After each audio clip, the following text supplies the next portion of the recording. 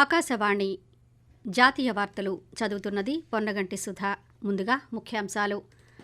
గడిచిన దశాబ్ద కాలంలో దేశంలోని మౌలిక సదుపాయాలను బలోపేతం చేశామని ప్రధానమంత్రి నరేంద్ర మోదీ పేర్కొన్నారు.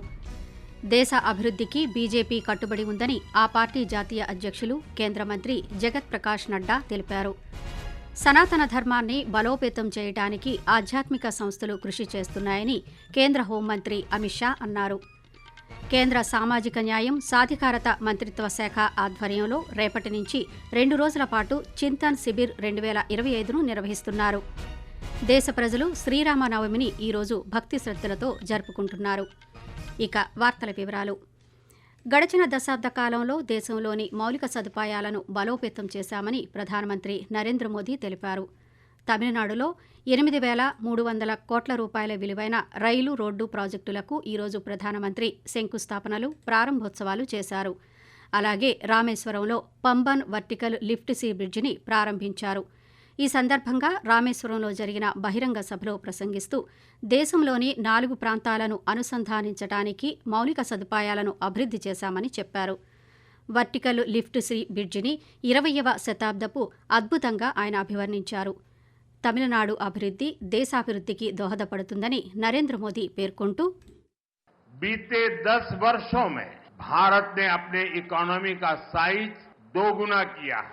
इतनी तेज ग्रोथ का एक बड़ा कारण हमारा शानदार मॉडर्न इंफ्रास्ट्रक्चर भी है. बीते 10 सालों में हमने रेल, रोड, एयरपोर्ट, पोर्ट, बिजली, पानी, गैस पाइपलाइन ऐसे इंफ्रास्ट्रक्चर का बजट करीब 6 गुना बढ़ाया है. దేశంలోని వివిధ ప్రాంతాల్లో శ్రీరామ నవమిని ఈరోజు ప్రజలు భక్తి శ్రద్ధలతో జరుపుకుంటున్నారు. శ్రీరాముడు జన్మస్థలమైన అయోధ్యలో జరుగుతున్న ఆధ్యాత్మిక వేడుకల్లో ఉత్సాహంగా పాల్గొంటున్నారు. శ్రీరామనవమి సందర్భంగా దేశ ప్రజలకు ప్రధానమంత్రి నరేంద్ర మోదీ శుభాకాంక్షలు తెలిపారు. శ్రీరాముని ఆశీస్సులు ఎల్లప్పుడూ ప్రజలపైన ఉంటాయని, ప్రయత్నాలన్నింటిలోనూ మార్గనిర్దేశం చేస్తాయని ప్రధానమంత్రి నరేంద్ర మోదీ సామాజిక మాధ్యమం ద్వారా పేర్కొన్నారు. ఇక తెలంగాణ రాష్ట్రంలోని భద్రాచలం పుణ్యక్షేత్రంలో శ్రీరామనవమి వేడుకలు వైభవంగా జరుగుతున్నాయి. మిథిలా స్టేడియంలో సీతారాముల కళ్యాణ మహోత్సవం నిర్వహించారు. ఈ కళ్యాణాన్ని తిలకించేందుకు భక్తులు పెద్ద సంఖ్యలో తరలివచ్చారు. కాగా రేపు నిర్వహించే శ్రీరామ పట్టాభిషేక మహోత్సవానికి తెలంగాణ రాష్ట్ర గవర్నర్ జిష్ణుదేవ్ వర్మ హాజరవుతారని ఆలయ అధికార వర్గాలు తెలిపాయి. ఉత్తరప్రదేశ్లోని అయోధ్య రామమందిరంలో శ్రీరామనవమి వేళ అద్భుత దృశ్యం ఆవిష్కృతమైంది. ఆలయంలోని బాలరాముడి నుదుటిపై సూర్య తిలకం కనిపించగానే అక్కడ ఉన్న భక్తులు ఆనందంతో రామనామ స్మరణం చేశారు. కాగా శ్రీరామనవమిని పురస్కరించుకుని అయోధ్య రామమందిరంలో వేడుకలు ఘనంగా జరిగాయి. ఈ సందర్భంగా స్వామి దర్శనం కోసం దేశ విదేశాల నుంచి భక్తులు ఆలయానికి తరలివచ్చారు. ఆలయంలో బాలరాముడికి సంప్రదాయబద్ధంగా పూజలను అర్చకులు నిర్వహించారు. సనాతన ధర్మాన్ని బలోపేతం చేయటానికి దేశంలోని ఆధ్యాత్మిక సంస్థలు ఎంతగానో కృషి చేస్తున్నాయని కేంద్ర హోంమంత్రి అమిత్ షా పేర్కొన్నారు. రాజస్థాన్లోని కోట్పుత్లీ, బెహ్రోర్ జిల్లాలోని పావుటాలో ఈరోజు జరిగిన ఒక ఆధ్యాత్మిక కార్యక్రమంలో ఆయన ముఖ్య అతిథిగా పాల్గొన్నారు. ఈ సందర్భంగా మాట్లాడుతూ బాబా బాల్నాథ్ ఆధ్యాత్మిక సేవలు ప్రశంసనీయమని అన్నారు. ఆయన ప్రజా సంక్షేమం, జంతువులు, పక్షులకు సేవ, పర్యావరణ పరిరక్షణ, సామాజిక సామరస్యం కోసం విశేషంగా పనిచేశారని పేర్కొంటూ, पिछली रामनवमी से रामनवमी तक हर 5 दिन में समाज के हर हिस्से से एक जोड़ा पवित्र भाव के साथ 108 कुंडी यज्ञ पर बैठकर प्रकृति के संरक्षण के लिए, सनातन के प्रचार के लिए और अपनी आत्मा की शुद्धि के लिए यहां पर यज्ञ किया है. ఈ కార్యక్రమంలో రాజస్థాన్ ముఖ్యమంత్రి భజన్ లాల్ శర్మ, కేంద్ర మంత్రి భూపేంద్ర యాదవ్ తదితరులు పాల్గొన్నారు. కేంద్ర సామాజిక న్యాయం సాధికారత మంత్రిత్వ శాఖ రేపటి నుంచి 2 రోజుల పాటు ఉత్తరాఖండ్లోని డెహ్రాడూన్లో చింతన్ శిబిర్ 2025ను నిర్వహిస్తోంది. ఈ 2 రోజుల జాతీయ సమీక్షా సమావేశం ద్వారా దేశంలో అమలవుతున్న సామాజిక న్యాయం, సంక్షేమ కార్యక్రమాల గురించి సమగ్రంగా చర్చిస్తారు.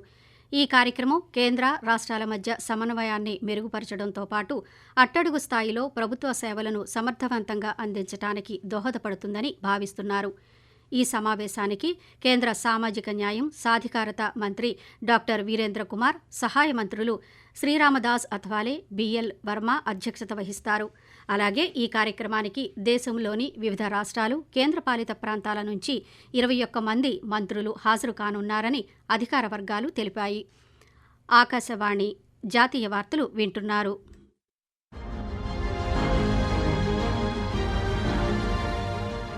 Animation, cinema, gaming, comics, advertising వంటి సృజనాత్మక రంగాలలో యువత నైపుణ్యాలను అంతర్జాతీయ వేదికపై నిలిపేందుకు రూపొందించిన world audio visual entertainment summit waves సదస్సు ముంబై వేదికగా మే 1వ తేదీ నుంచి ప్రారంభం కానుంది. దీనిపై మరింత సమాచారం కోసం wavesindia.org వెబ్సైట్ ను సందర్శించండి. దేశ అభివృద్ధి కోసం భారతీయ జనతా పార్టీ కట్టుబడి ఉందని ఆ పార్టీ జాతీయ అధ్యక్షులు, కేంద్ర ఆరోగ్య శాఖ మంత్రి జగత్ ప్రకాష్ నడ్డా పేర్కొన్నారు. బీజేపీ 45వ ఆవిర్భావ దినోత్సవ వేడుకలను ఢిల్లీలోని బీజేపీ ప్రధాన కార్యాలయంలో ఈరోజు నిర్వహించారు. ఈ సందర్భంగా కార్యకర్తలను ఉద్దేశించి ఆయన మాట్లాడుతూ బీజేపీ తన సిద్ధాంతాలతో ఎప్పుడూ రాజీ పడలేదని అన్నారు. భారతీయ సంప్రదాయం, సంస్కృతికి అనుబంధంగా పార్టీ సిద్ధాంతం ఉందని గుర్తు చేశారు. శ్యామాప్రసాద్ ముఖర్జీ, పండిట్ దీన్ దయాళ్ ఉపాధ్యాయ, అటల్ బిహారీ వాజ్పేయి, లాల్ కృష్ణ అద్వానీ వంటి వారు పార్టీకి సారథ్యం వహించారని ఆయన చెప్పారు. దేశాన్ని అభివృద్ధి పదంలోకి నడిపేందుకు బీజేపీ నాయకత్వంలోని ఎన్డీఏ ప్రభుత్వం కృషి చేస్తోందని జేపీ నడ్డా పేర్కొంటూ, ट्रिपल तलाक आज लाखों बहनों को आजाद कराने का काम भारतीय जनता पार्टी आदरणीय मोदी जी के नेतृत्व में हुआ। ये नियम से चलाओ और नियम से चलना ही पड़ेगा, इस बात को वक्फ बोर्ड ने कहा है। सारी प्रॉपर्टी और पावर और पैसा ये सारा मुस्लिम भाइयों के शिक्षा पर, स्वास्थ्य पर, उनके रोजगार पर लगेगा, इस बात की चिंता होनी चाहिए. కాగా భారతీయ జనతా పార్టీ వ్యవస్థాపక దినోత్సవం సందర్భంగా సామాజిక మాధ్యమం ద్వారా ప్రధానమంత్రి నరేంద్ర మోదీ పార్టీ కార్యకర్తలకు శుభాకాంక్షలు తెలియజేశారు. శ్రీలంక అభివృద్ధి ప్రయాణానికి భారతదేశం మద్దతు ఇవ్వటం గర్వంగా ఉందని ప్రధానమంత్రి నరేంద్ర మోదీ అన్నారు. ఆ దేశంలో సాగిన తన పర్యటన ద్వైపాక్షిక సంబంధాలను పటిష్టం చేస్తుందని ఈరోజు సామాజిక మాధ్యమం ద్వారా ప్రధానమంత్రి పేర్కొన్నారు. ఇది 2 పొరుగు దేశాల మధ్య దీర్ఘకాలిక సంబంధాల్లో కొత్త అధ్యాయాన్ని సూచిస్తుందని చెప్పారు. తన పర్యటన సందర్భంగా అందించిన ఆప్యాయతకు శ్రీలంక అధ్యక్షుడు అనురా కుమార దిశనాయకతో పాటు ఆ దేశ ప్రజలకు కృతజ్ఞతలు తెలిపారు. కాగా ప్రధానమంత్రి శ్రీలంకతో కలుపుకుని తన 3 రోజుల విదేశీ పర్యటనను పూర్తి చేశారు. వక్ఫ్ సవరణ బిల్లు 2025కు రాష్ట్రపతి ద్రౌపది ముర్ము ఆమోదముద్ర వేశారు. దీంతో వక్ఫ్ సవరణ బిల్లు చట్టంగా మారింది. వక్ఫ్ రద్దు బిల్లు 2025కు కూడా రాష్ట్రపతి ఆమోదాన్ని తెలిపారు. ఈ విషయాన్ని తెలియజేస్తూ కేంద్ర ప్రభుత్వం ఒక ప్రకటన విడుదల చేసింది.